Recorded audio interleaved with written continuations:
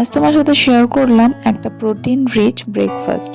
তার জন্য প্রথমে বানাবো বেসনের চিলা বানানোর জন্য বেসন, তার সাথে দিয়ে নেবো নুন, হলুদ, জিরে গুঁড়ো আর একটুখানি কাঁচা ধনে পাতা। তারপর ফ্রাইং প্যানে তেল দিয়ে তেলটা গরম হয়ে গেলে তার মধ্যে দিয়ে দেবো আমরা ভিজিয়ে রাখা সয়াবিনটা সটে করার জন্য সয়াবিনে দিয়ে নেবো নুন, হলুদ, জিরে গুঁড়ো, তোমরা চাইলে একটু লঙ্কার গুঁড়োও দিতে পারো।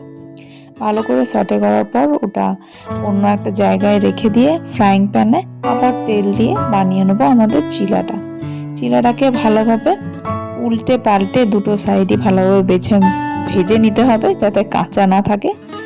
আর আমার চিলাটা যেহেতু একটু বড় হয়েছিল সেজন্য ওটাকে আমি দুভাগে ভাগ করে নিয়েছিলাম। তার উপরে দিয়ে দিলাম আমার ভেজে রাখা সয়াবিনগুলো আর একটু ঝাল হওয়ার জন্য দিয়ে নিলাম ব্ল্যাক পেপার পাউডার। ব্যাস, রোলের মতন করে খেয়ে নিলেই দারুণ লাগবে।